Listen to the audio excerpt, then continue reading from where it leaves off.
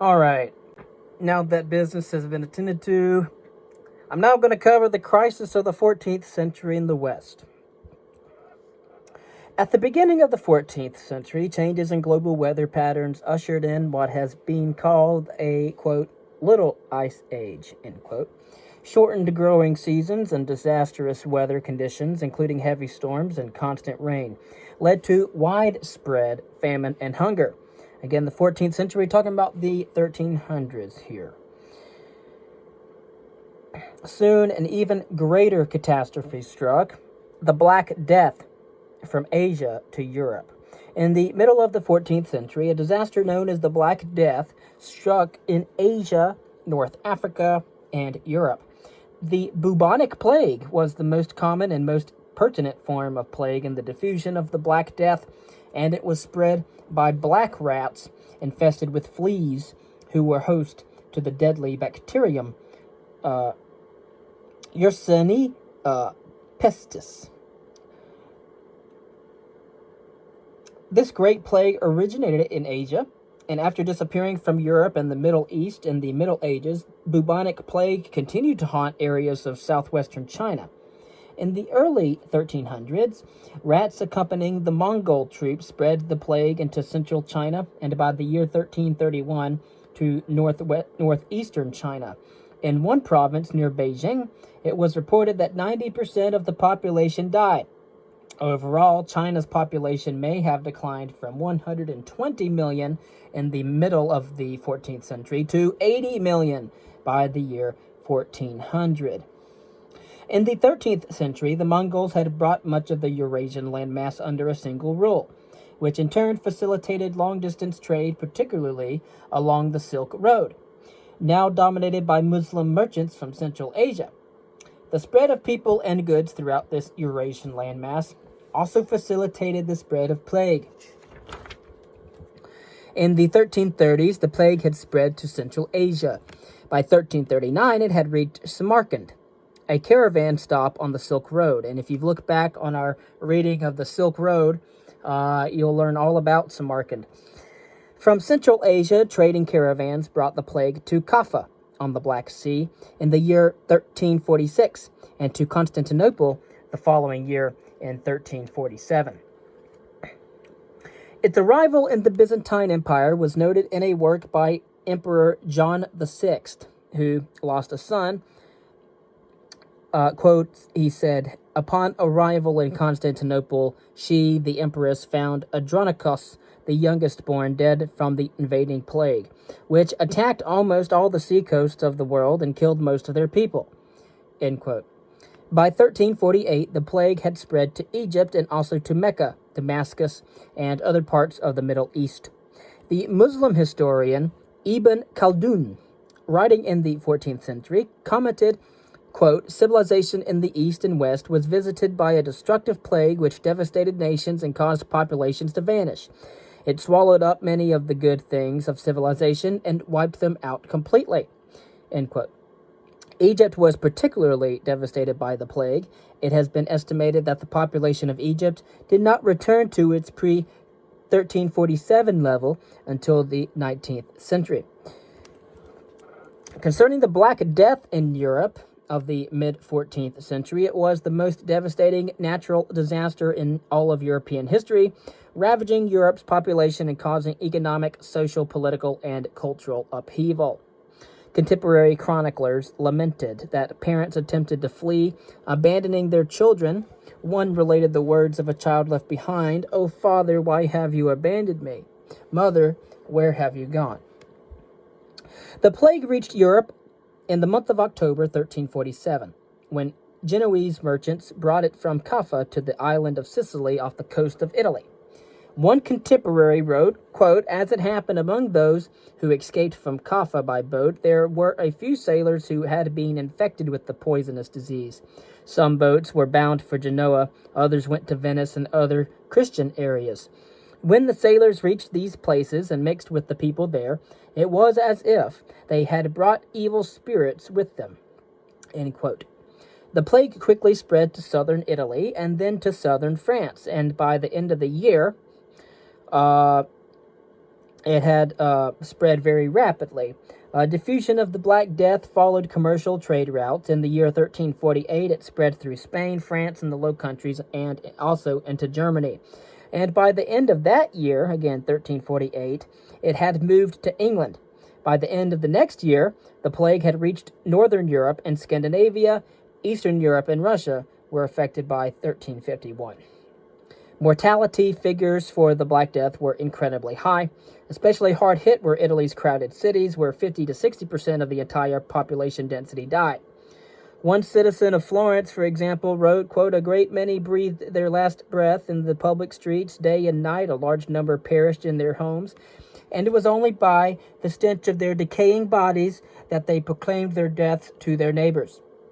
Everywhere, the city was teeming with corpses. End quote. In England and Germany, entire villages simply disappeared.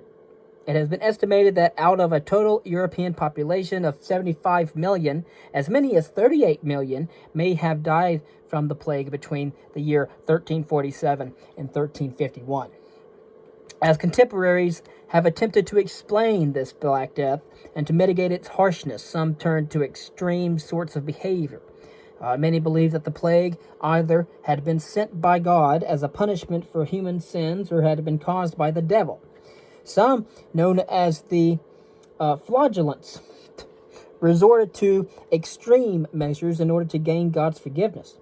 Groups of flagellants, both men and women, wandered from town to town, flogging each other with whips and begging for the forgiveness of God, whom they believed had sent the plague to punish humans for their sinful ways. Of course, that's nothing new. Many people have thought that throughout human history. One contemporary chronicler described a flagellant procession. The penitents went about, coming first out of Germany.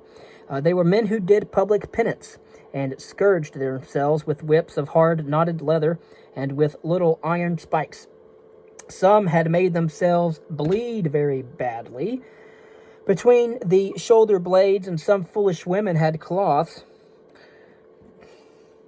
ready to catch the blood and smear it on their eyes, saying it was miraculous blood. While they were doing penance, they sang very mournful songs about the Nativity and the Passion of Jesus. The object of this penance was to put a stop to the mortality, for in that time at least a third of all the people in the world died. So much for doing penance and mourning over the passion of our Lord. The flagellants attracted attention and created mass hysteria wherever they went. The Catholic Church, however, became alarmed when flagellant groups began to kill Jews and attack clergy who opposed them. Pope Clement VI condemned the flagellants in the month of October in the year 1349 and urged the public authorities to crush them. By the end of 1350, most of the flagellant movement had been destroyed. An outbreak of virulent anti-Semitism also accompanied the Black Death. Jews were accused of causing the plague and by poisoning town wells. The worst pogroms, or also known as massacres, against this minority were carried out in Germany, where more than 60 major Jewish communities had been exterminated by the year 1351. Many Jews had fled eastward to Russia, and especially to Poland, where the king offered them protection. Eastern Europe at that time became home to a large Jewish populace and large Jewish communities. And so we see not only economic dislocation and social upheaval, we also see political instability going into the 100 Years' War, political disintegration, the decline of the church at the time, and we'll start to talk about that now. The deaths of so many people in the 14th century had severe economic consequences. The trade declined. Some industries suffered greatly. Florence's woolen industry, for example, one of the giants, had produced 70,000 to 80,000 pieces of cloth in the year 1338. In 1378, it was yielding only about 24,000, only about a third of what they normally had been able to produce. Both peasants and noble landlords were also affected. A shortage of workers caused a dramatic rise in the price of labor. or a need for labor, rather, and while the decline in the number of people lowered the demand for food, it also resulted in falling prices. Landlords were now paying more for labor at the same time that their rental income was declining. And concurrently, the decline in the number of peasants after the Black Death made it easier for some to convert their labor services to rent, and thus freeing them from serfdom. But there were limits to how much the peasants could advance. They faced the same economic hurdles as the lords, who also attempted to impose wage restrictions and reinstate old forms of labor service. New governmental taxes also hurt the peasants as well. Peasant complaints became widespread and soon gave rise to rural revolts. The English Peasants' Revolt of 1381 was the most prominent. The immediate cause of the revolt was the monarchy's attempts to raise revenues by imposing a poll tax, a flat charge on each adult member of the population. Peasants in eastern England refused to pay the tax and expelled the collectors forcibly from their villages. Rebellion spread as peasants burned down the manor houses of aristocrats, lawyers, and government officials, and soon afterward the young King Richard II, from 1377 to 1399, at the end of the 14th century, with the assistance of aristocrats, arrested hundreds of the rebels and ended the revolt. The poll tax was eliminated, and in the end most of the rebels were pardoned. Although the peasant revolt sometimes resulted in short-term gains for the participants, the uprisings were relatively easy, crushed, and their gains quickly lost. Accustomed to ruling, the established classes easily combined and stifled dissent. Nevertheless, the revolts of the 14th century had introduced a new element to European life. Henceforth, social unrest would be a characteristic of European history. Famine, plague, economic turmoil, and social upheaval were not the only problems of the 14th century. War and political instability must also be added to the list. And of all the struggles that ensued, the 100 Years' War was the most violent. In the 13th century, England still held one small possession in France, known as the Duchy of Gascony. As Duke of Gascony, the English king pledged loyalty as a vassal to the French king, but when King Philip VI of France, 1328 to 1350, seized Gascony in the year 1337, the Duke of Gascony, King Edward III of England, 1327 to 1377, declared war on Philip. And again, that's Philip VI of France. And we're talking about King Edward III of England, declaring war on King Philip of France. The war began in a burst of knightly enthusiasm. The French army of 1337 still relied largely on heavy-armed noble cavalrymen who looked with contempt on foot soldiers and crossbowmen, whom they regarded as social inferiors. The English as well used heavily armed cavalry, but they relied even more so on large numbers of paid foot soldiers. Armed with pikes, many of these soldiers had also adopted the longbow, invented by the Welsh. The longbow had a longer range and increased greater speed of fire than the crossbow. The first major battle of the war occurred in the year 1346 at Crises, just south of Flanders. The larger French army followed no battle plan, but simply attacked the English lines in a disorderly fashion. The arrows of the English archers decimated the French cavalry, and as the chronicler Froissart described it, quote, "The English, with their longbows, continued to shoot into the thickest part of the crowd, wasting none of their arrows.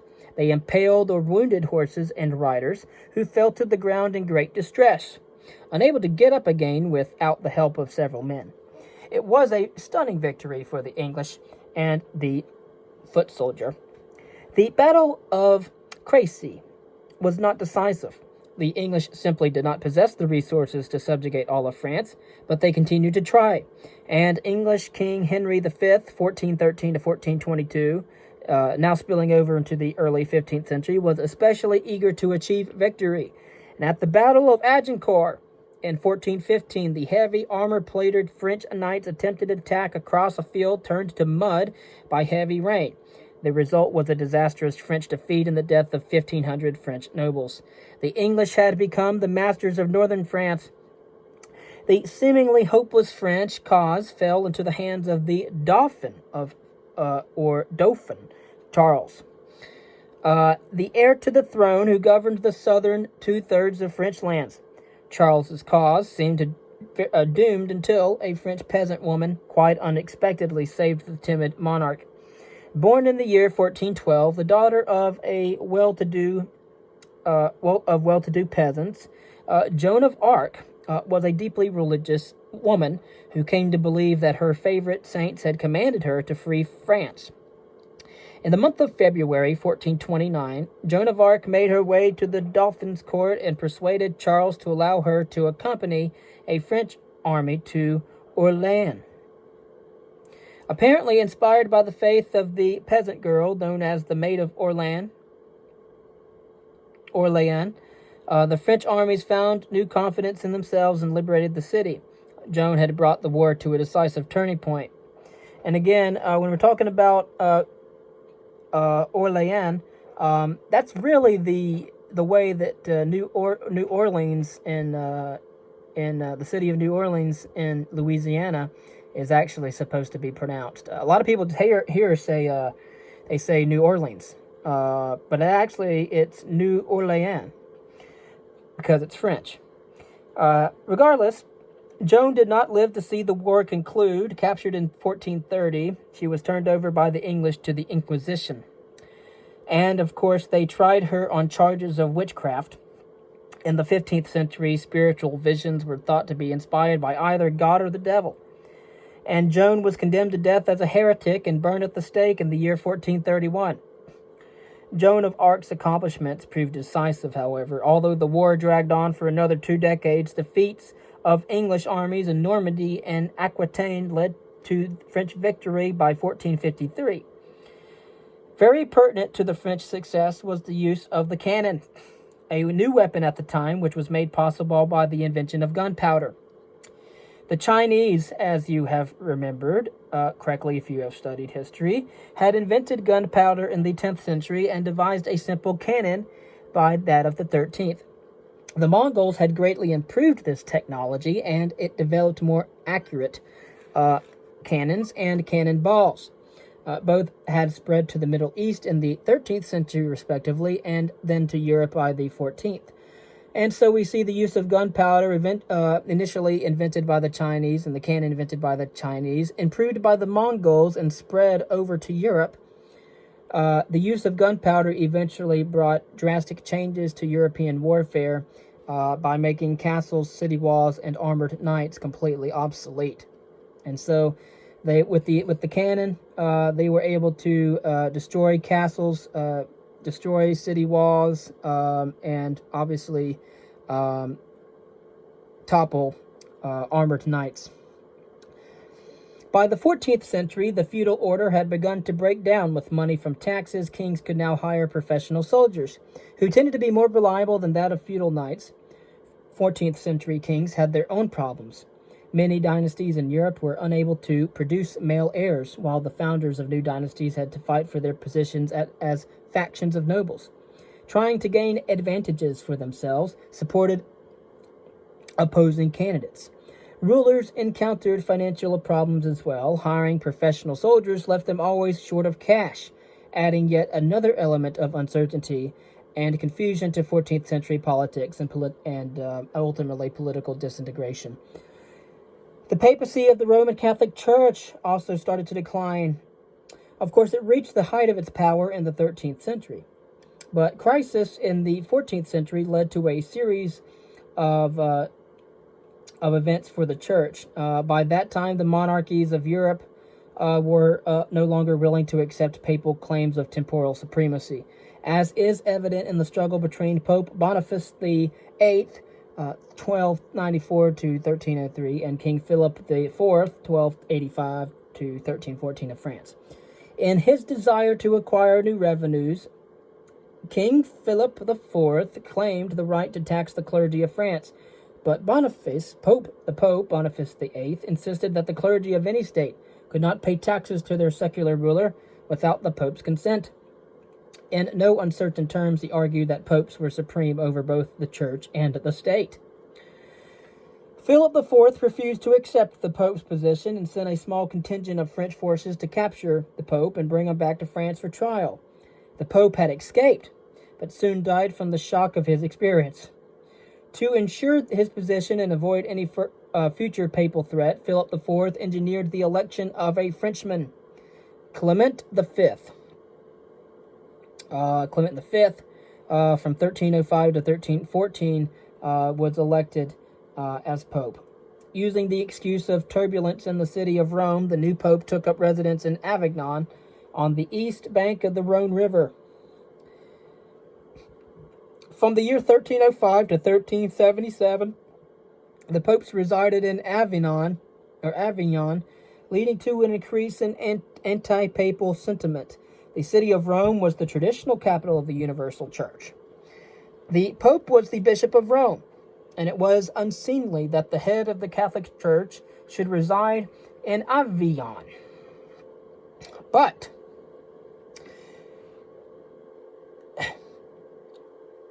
moreover, since the Pope wasn't in Rome, and the splendor in which the Pope and the cardinals were living in Avignon, I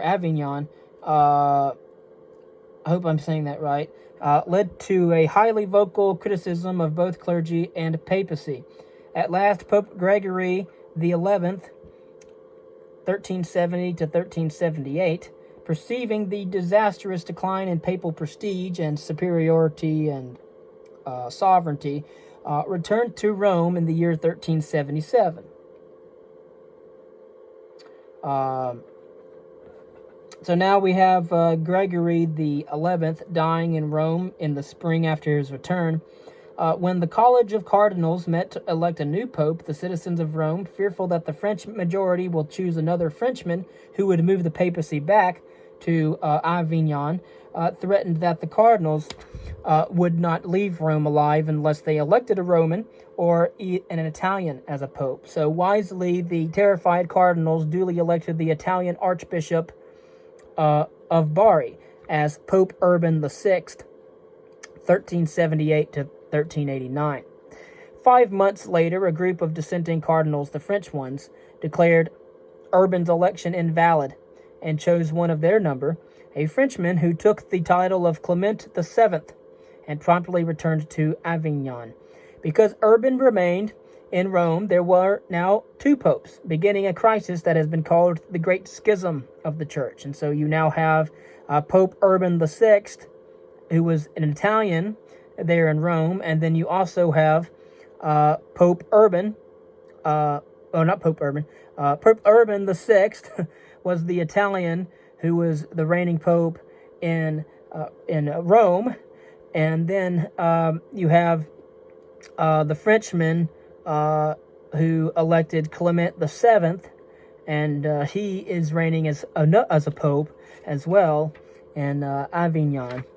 And the Great Schism was something that divided Europe at the time. France and its allies had supported the Pope in Avignon, where France's enemy, England, and its allies supported the Pope in Rome. And so now we have the Italian Pope in Rome supported by England, which was France's enemy. The Great Schism was also damaging to the faith of the Christian believers. The Pope was widely believed to be the true leader of Christendom. Indeed, was he not to be the heir of the Apostle Peter? When both lines of popes denounced the other as the Antichrist, people's faith in the papacy and the Church was undermined. Meanwhile, the crises in the Catholic Church produced cries for reform. The Great Schism had led large numbers of churchmen to take up the theory of what's called conciliarism, which is the belief that only a general council of the Church and not the Pope could bring reform to the Church in its head and members. These cries for a change finally led to a reform council that met at Constance in Switzerland in the year 1417. After the competing popes resigned or were deposed, a new pope was elected who was acceptable to all the parties. And although the Council of Constance ended the Great Schism between the two popes, one of Italia and the other of France, the council's efforts to reform the Church were less successful. By the middle of the 15th century, again we're talking about the middle 1400s, the papacy had reasserted its authority and sovereignty and ended the conciliar movement At the same time, however, as a result of these crises, the church had lost much of its temporal power. Even worse, the papacy and the church had also lost much of their moral prestige as well. And so now we're going to briefly speak about the recovery process out of the disastrous plague that ravaged the 14th century Europe. And now we're going to talk about the people who lived in Italia between the year 1350 and 1550, who believed that they were witnessing a renaissance or a rebirth of classical antiquity. And classical antiquity is just a phrase that historians use to refer back to the world of the Greeks and the Romans.